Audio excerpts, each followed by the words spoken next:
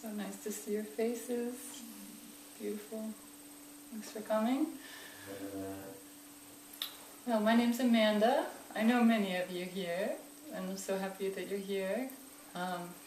Some of you I don't know. So I was just going to say a little bit about myself before I give a little bit of a talk, and then we'll have some time for some questions and things. I know everyone,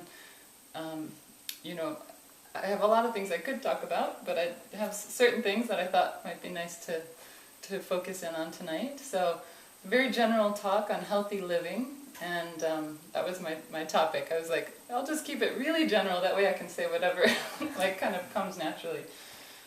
So healthy living. So just a little bit about myself. I'm an acupuncturist and an herbalist, so that's my main work in the world and what I really love to do. And I want to just take a second to really pay homage to my teachers. So most importantly, my beloved teachers, Kenshin Palden Sherab Rinpoche and Khenpo Wangdongyal Rinpoche, for everything that I've learned from them. I owe everything to them.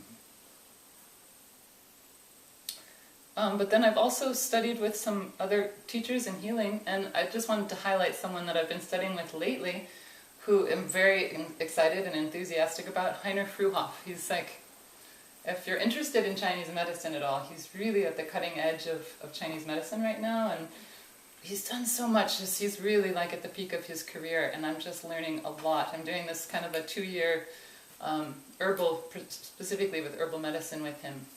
So I just want to really thank him a lot. Like some of the things that I'll say tonight are some things I've learned from him, from some courses I've taken with him. So thank you, Heiner.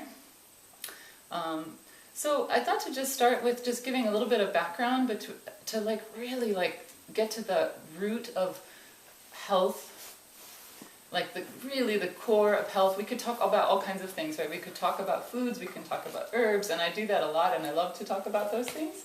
But I'm actually not going to talk about those things a lot, unless you, in the questions, if you want to ask about that, that's totally fine. I'd love to talk about that. So, but I want to talk a little bit more tonight about just kind of at the root level of health, which really ultimately comes back to what in Chinese medicine they say the spirit. In Buddhism we would say the mind. So it's really it's so foundational. So actually all physical imbalances are said to be like they come from the mind. So that might sound crazy. Some people, hear that and they're like, I don't know, But really, ultimately, when we talk about healing the root causes of illness, we're really talking about that spirit level, that really most subtle level, and then which kind of then trickles in and affects our psycho, and emotional body, mental patterns, emotional patterns, and then it shows up in the body. So by the time we have physical symptoms in the body, it's already been patterning itself for a long time, And in Buddhism we might say it could be lifetimes, specific patterns. So we really always want to ultimately get to that level of healing. So, and so it's so important to not forget, work on treating the body with foods and herbs for sure, but we're always wanting to also make sure we're paying attention to our mental patterns, because those are such a big cause of what starts to trickle down into the body. So in Chinese medicine, even it's one of the main causes of disease are these emotional states. So they talk about excessive worrying, overthinking. Those are big ones, right? I mean, I do that all the time. But that damages the spleen, that damages our digestive organs, overthinking. Pensiveness, they call it sometimes. Of course, then there's anger, which damages the liver. Even joy, which is one of the major emotional states, can be out of balance. There can be inappropriate joy, or joy at wrong times, or too much. It's like excessive laughter, when it's actually really not so appropriate to be laughing, right? So anyway, just to say that these emotional states are very much at the heart of basically all traditional healing methods that I have looked into and studied. So it's really, it's at the heart of it. They say if the spirit is at peace, the heart is in harmony. This is like an ancient quote. If the spirit is at peace, the heart is in harmony. When the heart is in harmony, the body is whole. If one seeks to heal the physical body, one needs to regulate the spirit first. So that's like from thousands of years ago. I forget which text that was. I didn't write it down here, but and so the opportunity to really work on this level is with us all the time. This isn't something we have to just like think, oh, I can do that eventually. That's like, sounds so hard, like it's so kind of, but actually that level is happening all the time. So that's another point I wanted to just stress, is that we kind of get stuck. I mean, I'll do this all the time. We get stuck on thinking all I can do are the foods and herbs and physical things, and we need to take care of our bodies. But in our day-to-day lives and our interactions with others, these are all opportunities actually to be healing this spirit level. So just to really encourage you to like kind of bring that to mind in your day-to-day life. There's always opportunities to come back to this deeper, more subtle level. So in Chinese medicine specifically, we're always looking at nature and observing nature and trying to see patterns in nature as a way to understand patterns in the body.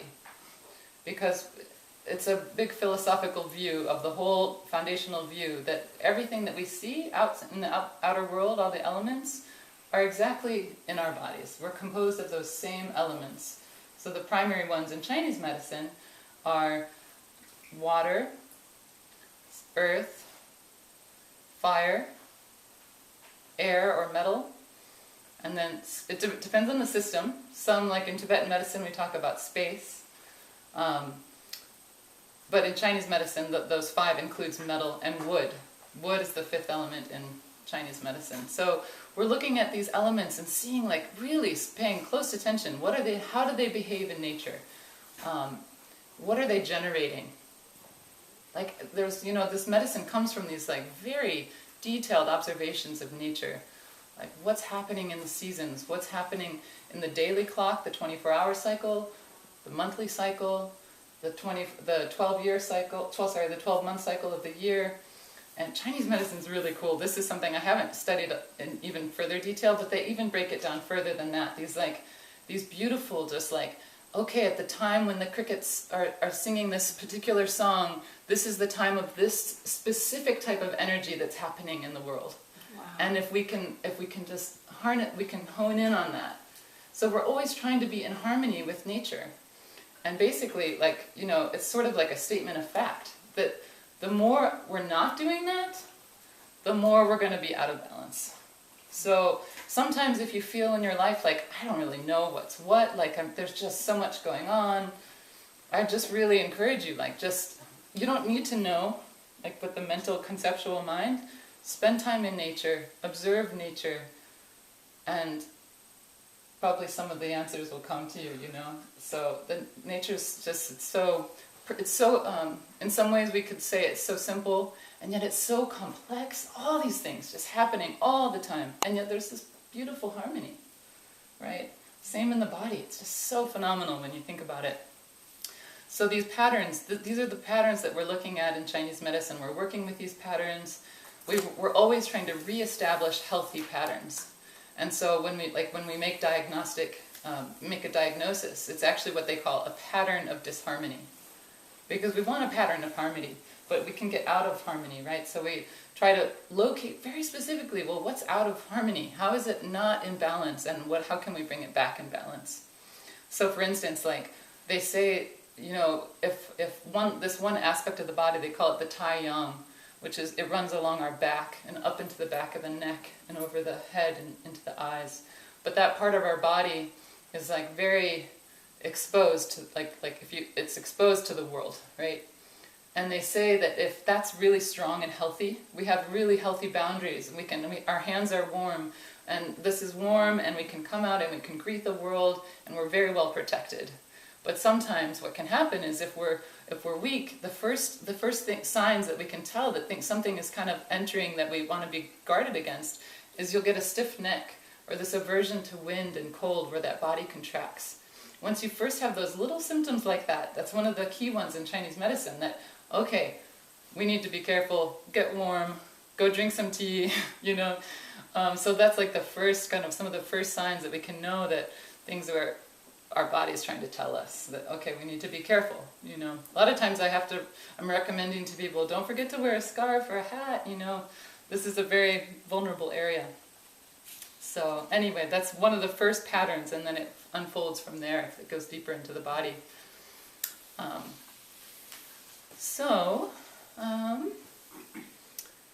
Yeah, so always seeking balance. So just on that note, I have to talk a little bit about yin and yang. So this is yin and yang are the foundations of Chinese medicine. This is like if we take all of the phenomenal world, including our bodies, and we can understand it in this very, in terms of yin and yang, which explains everything that we see. So the big principles that are so helpful, specifically in healing, are when we think about yin and yangs in terms of hot and cold, contraction and expansion, these states of movement. Everything, we're always in a state of movement. Nothing's ever fixed. It's constantly changing. Yin and yang are constantly generating each other. And there's natural times where the yang is going to be really out, and then it's going to come back in, and then the yin will come up and be more dominant. And so the natural cycles are to have the yang be exuberant at this time of year. In the summer, the yang is like the active principle. It's fire, it's heat, it's flowers, it's fruit, it's communication, it's like all the things that are happening now, like being like with friends, laughter. The fire element is very active right now. So that's appropriate if we can understand this is, we can see in nature everything. The plants are just totally alive, right? All the insects are around and everything's fruiting, and so this is a very yang fire time. But what's going to start to happen in the fall is that starts to contract slowly inward, right? Things start to kind of come down, the leaves start to fall, the energy starts to go inward, and then by the time we reach midwinter, we're at the ultimate yin, which is the deepest storage of our energy. And we really want to have that happen. Some of the biggest pathologies that happen in health are with this yin and yang not actually exchanging in that way, right? So on the one hand, if we are just always going, this is like kind of the biggest world pattern that we see everywhere, is everyone's going, active, do, and I forget about come in, slow down. We need to root that energy in order to generate more. They're totally interrelated. The yin, in another way you can think, yin is water, right? So yin is the opposite of all those things I said before. The yin is the root, it's the water, it's the lowest place, it's the most inward, deepest parts of the body. It's the watery, it's the moist, it's the soft, it's the yielding, it's the receptive, it's the quiet. It's the nighttime. Daytime is yang, nighttime is yin. So that same cycle I was talking about with the seasons, we have that in the day. Like mid-noon is like full yang. And then from there we're slowly actually making our way back into midnight, which is the ultimate yin. So there's these cycles that are happening, and if we want to be in health, we really want to follow those cycles. So that's kind of what I'm wrapping around back to here, is that so some of these pathologies that happen are when we're not following, especially those big ones, where like in the seasonal shifts, where from fall into winter, we really need to start slowing down, going to bed earlier. You know, for a lot of us, we just do that naturally, but some people don't, you know, and they might be continually burning their energy when really it's better, you know, we actually usually need to eat a little bit more, you know, that's like the bears go into hibernation, they have to store up that energy. So we need to eat a little bit more, have a little more quiet time, you know, that's really natural. So don't resist that. If you feel, sometimes I hear that where people kind of almost resist that, and it's really so important. That is when we're really nourishing our yin. And we all need that, and I pray for the world that everyone can really take the opportunity of the seasonal energy to go inward and root and ground. If you think about it too in terms of the elements, like the deep resources of the earth, right? We're just like pulling those out of the earth to use for fuels and energies, and You know, we're just like depleting the yin on this massive scale. Fires, all of this. So with our practice that we're going to do this weekend, that we're all gathered here to do, which is, it's really about this yin. It's about taking time to slow down, to root and ground. Just take a sip of water. I love to talk about yin and yang. Yeah, so we can't just keep like opening and releasing and all this yang. We really need to take into consideration the yin, which is the fuel that actually gives the yang so that we can come out in a healthy way, right? So that pathology I was saying, so that one, but there's also a pathology where that we don't come out of storage from winter into spring. So that also happens. So it was sort of something that I had learned more about this year in studying with this doctor I was talking about, Heiner. Just that it's kind of a unique thing where people are not able to kind of come out of storage. And you can feel it in their pulse. It's like a specific pulse quality that you can feel where you want the pulse to be a little bit wiry in the spring, because that means, oh, the energy's rising, it's kind of a little bit like excited, like that energy of this fresh spring. But sometimes the pulse doesn't do that. And so in the spring, if you feel the pulse and it's still really low and kind of just like a little soft and kind of a little bit weak or deep, you know that, okay, this person's not able to like, not coming out of storage well enough. We need to like work on getting that to release a little more. So that's just like kind of a general example of that yin and yang. So anything else I want to say about that? So, these are just sort of general tips, some of these things I wanted to say, but about that, these cycles and these rhythms, regularity is just like one of those like pithy advice to give, I say that to everybody, like, anyone I'm working with, is just that regularity of our schedule, especially eating and sleeping, just so important. That's such a foundational way that we can create more balance in our lives. And then also, even maybe more important, well, I don't know, it's at least equally important in terms of diet, but also learning how to guide your diet is learning your own personal constitution. So that's really important. So if you don't know what yours is, or that's something you haven't worked with somebody, I really encourage you to, there's lots of books, I can make recommendations, feel free to ask me afterwards. But you can also seek out just certain natural health care practitioners who can help you understand, what is my body type? What's my constitutional type? Because all these kind of there's a lot of healthy foods and things we can eat, but they may not always be just really the best for you, right? So there's very few blanket statements I'll ever make about diet, except for don't eat processed food and try to really eat all non-GMO, eat organic, Those are definitely blanket statements I could make, but otherwise it's better to eat more particular for your body type, if you can. Because if you tend to be more cold, you want to eat more warming foods, and to learn what those are, and that kind of thing. It's really helpful for your life. So, and if you're really hot, you want to eat cooling foods, and to learn what those are. And then there's this thing in Chinese medicine, this distinction between true cold and true heat, and then there's this false cold and false heat, which I don't have time to go into tonight. But it's just to say that it's not always so obvious, right? So there's some further distinctions there that may be really useful to know. Because false heat, anyway, I don't have to go into that. There's not enough time.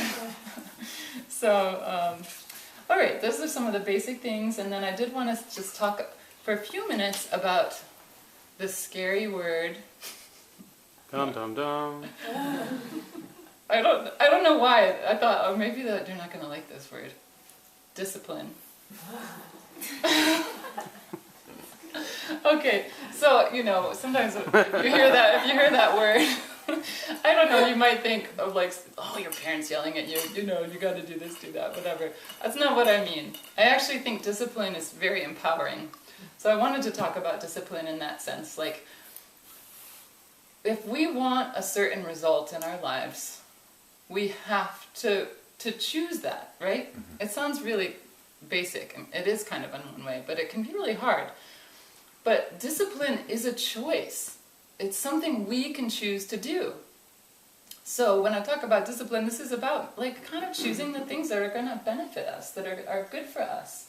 So if we learn something, oh, yeah, this is like, you read something or you learn something, and like meditation's a great example. Like, okay, I'm learning about meditation and I really want to have a practice, but then, it does take discipline to enact that.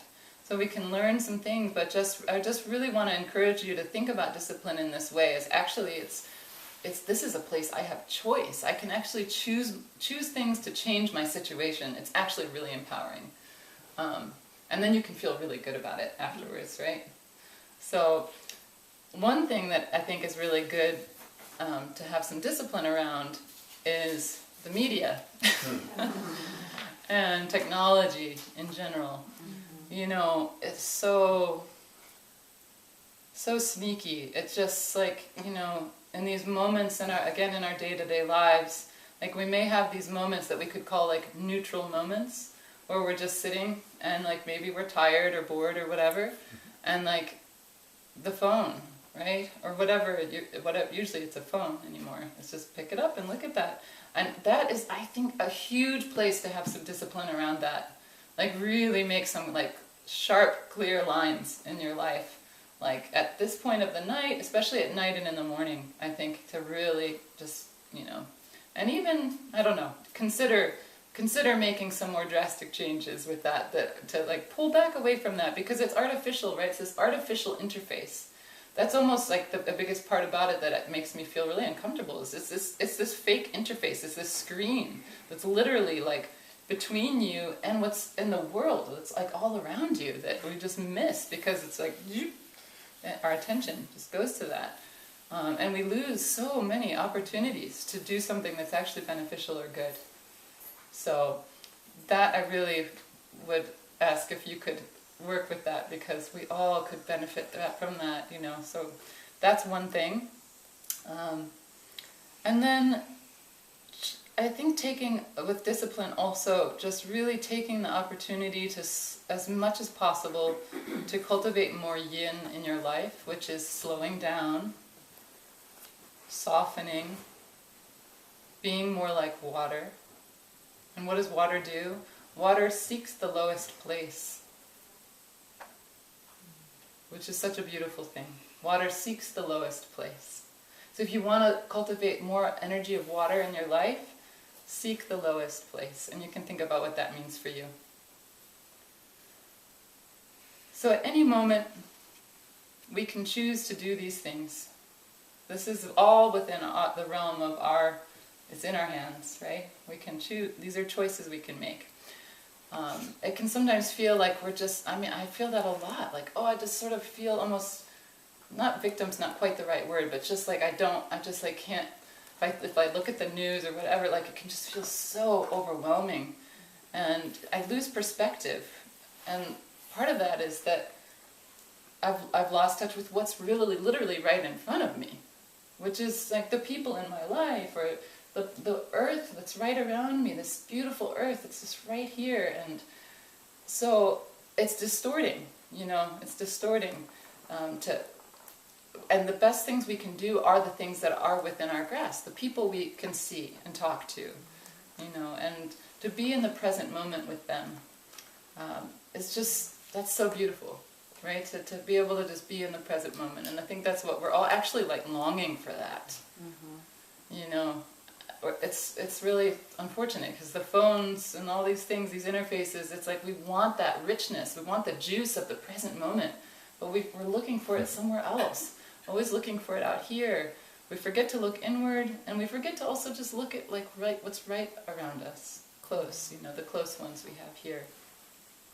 So, yeah. So we're getting to have that time this weekend. We're getting to have time with the Medicine Buddha practice, which we're going to do more of tomorrow and next day. We're going to be reconnecting to this, our goodness, our essential goodness, which is always also right there with us. I've always felt, I remember like when I was young, I had this little, I don't even know if I can put words to it really, but just, it was sort of just this sense that that I had that, And after I had that experience, I just sort of assumed that I think everybody's had that. I don't know if you would say you've had that, but I wonder, I kind of think we all know, deep inside, that we're really good. Right? We're all really good. And so that's definitely part of this, like this slowing down, because it takes time to sometimes slow down, get quiet. We're going to be doing meditation practice, and that's really what we're really doing. We're trying to really come in, remember this goodness that is just totally our essential nature, and trust that. It's not something we're like making up or pasting on to ourselves, or just like, oh, somebody said that once, it sounds nice.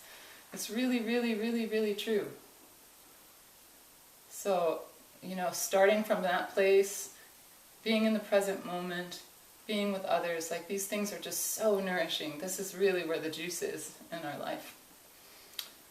I did want to read a little quote that we keep this actually on our refrigerator at home, and I periodically read this for it really helps me. Every time I read it, it helps me.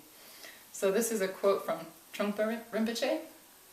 It's from the 53 Principles for Living Life with Fearlessness and Gentleness. So he says, "Don't be afraid of who you are. The key to warriorship and the ultimate definition of bravery is not being afraid of who you are. Examine your experience to see what it contains that is of value in helping yourself and others. Warriorship is the opposite of selfishness. We become selfish when we are afraid of ourselves and afraid of the seeming threats the world presents. We want to build a little nest, a cocoon, to protect ourselves, but we can be much braver than that. Even in the face of great problems, we can be heroic and kind at the same time." Isn't that so good? Mm-hmm. Yeah, so, in addition to discipline, I did want to talk about bravery. Just feeling like, some of the choices that may be difficult to make that are really serving others and serving ourselves and leading us to health may really be going against the tide. They may be choosing things that really not many people are doing around you. And that takes bravery, I think, choosing we talk a lot about voluntary simplicity. Choosing a life of voluntary simplicity. I think that is, again, would be so good for the world. We're going to probably be forced into it, but if we could choose it first and just get more comfortable with just really simple life, we don't really need so much. We don't have internet at home, which we tell people that we don't have internet. They're like, what? What, and he doesn't have a cell phone. There's not saying you don't have to do that, but it's just those are examples of different ways you could consider, really simplifying. But also with bravery, I think, and this applies to both in meditation practice, things that we're working on in ourselves in an inner way, but also in terms of health and choices we're making in terms of our lives. Go for the biggest thing. So this, I think that's a Lojong statement, I forget what it is exactly, but I think that's really good. If when I take an assessment with a patient and I'm going through their health history and, we'll talk a lot about foods and things like that, and try to really find, if they changed this in their life, that would have the biggest impact. And that might be the hardest thing to do, but that is so worthwhile. So same thing I think with meditation, trying to really, as much as you can, go for the biggest thing. It takes bravery, but it has the biggest impacts. So we start to really reap those benefits. So it's so helpful. And let's see.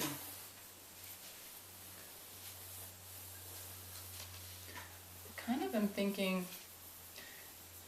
So I was maybe going to talk about meditation tonight, but I was not sure because I thought I could talk about that tomorrow, because I'm going to also talk tomorrow a little bit about meditation. We'll do medicine Buddha practice. So what do you think? Maybe we could talk a little bit. Yeah? Just make this more open and people can we can just have a conversation. Yeah, and also, because I didn't talk about foods and herbs and stuff, I just want to be clear, but I'm happy to talk about that. So if that's what you were interested to hear me talk about. But yeah. Yes, when you mentioned balance with yin and yang. Yeah. And I always thought that meant the yin and the yang are balanced, but listening to what you're talking about, and I know how this happens, how the fluidity, and it's sometimes the yang is more prevalent and sometimes the yin. So what is the balance? Is that our relationship to what's happening? Where does the balance come in? Or are you saying that just that there's a balance over a long period of time? Yeah, so so yin and yang are always together. They're always kind of moving in and out of each other. They're creating each other. So in our own lives, I mean, there's just times where we want the yang to come up and be more present, and the yin will be less, and in relation to it. If I had a picture of a dry erase board, I would draw that symbol. So there's times where that it gets thicker, right, with the black, and then it gets thinner, and then the thinner of the white, and then that gets thicker. That's just depicting that process of like they just naturally kind of come in, ebbing and flowing like that. So sometimes we're staying in one without allowing that ebb and flow. Is another way of saying I think that imbalance. It's our relationship to yin and yang more than. Yeah, on an individual level. Mm-hmm. Yeah, and I mean even in the course of our lives, like when we're young, we're really young. Like in the more extreme sense, we're like super young when we're young, and then as we age, we get more yin. There's a lot I could say. Like so, and women tend to be in general more yin, and this has to do with like blood and the flow of the blood, which is a fluid substance, So, and then at midlife with menopause, there's this shift where the yin and yang really changes, where that yin starts to become deficient. And that's an example of false heat. So I could explain that if you're interested in that. It's kind of cool. I mean, so yin and yang. So the false heat. So you're in menopause is a great example because you start to get these signs of heat, these flushing, right? Night sweats, hot sweats, flushes of heat. It's this rising heat. So it seems as though it's true heat, but it's actually coming from a deficiency of yin, which is at the root. So the yin is supposed to be rooting that yang, right? But it becomes deficient at that time of life. And so that cooling, storing, heavy energy of yin, which is anchoring that yang, becomes weak. And so that yang gets to float upward, right? So it's showing itself as though it's hot, but it's actually it's not a true heat, right? We actually want to nourish the yin. So we want to use herbs that actually tend to have more cooling nature. But because of the inseparability of yin and yang, when we talk about herbal medicine, we actually end up usually nourishing both. Because of that generation, one generates the other. They're so intertwined. So to generate yin, we'll generate yin with yin nourishing herbs as well as yang nourishing herbs. Maybe a few more yin nourishing herbs. But so does that make sense? Yes. Yeah. Any other questions about anything?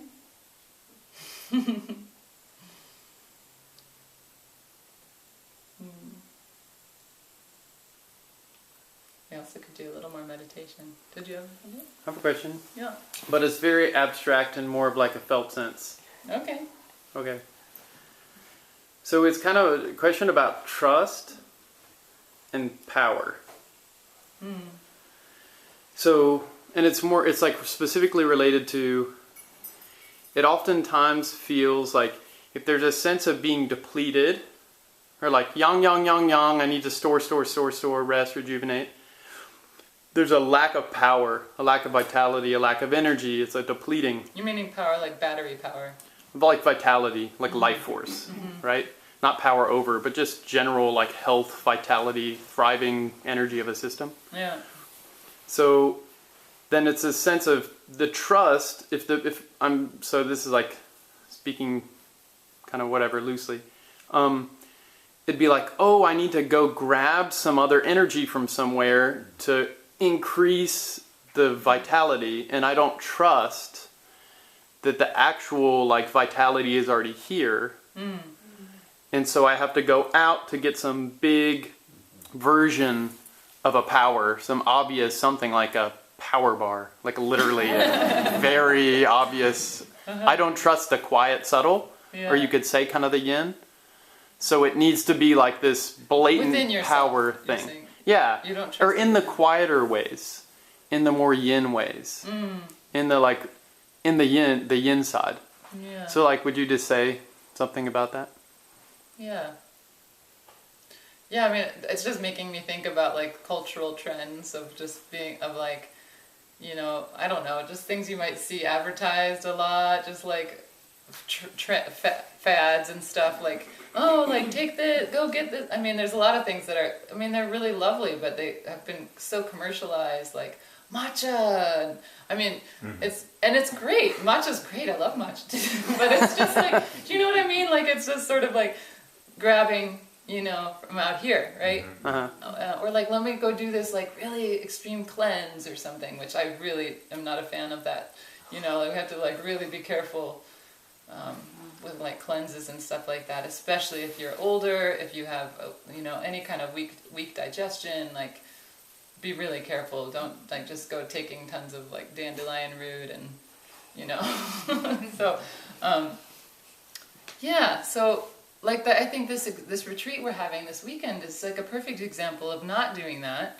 We're like coming to a place, we've set aside time to slow down, be with other people, like all these really like true healing choices that we all made. Look at this, look at what we did. You know, they're just simple things, but they're actually, this is really the way to do it. Like slow down, we're gonna do these meditations and just like take time to be together and like get in touch with that inner yin, our nature. I mean, our nature is not just yin, our nature is all of it. I mean, the yang is so important. I don't mean to downplay yang. Yang is life. Yang is like fire. It's, I mean, if we don't have yang, we don't have life. So it's just that we need both, right? I don't know if that answered your question, but... Can I do one quick follow-up? Sure. And then be real quick? Okay, so with the trust and the bravery, so with that Trungpa Rinpoche quote, about the actual bravery, it's basically like believing in one's essential goodness first.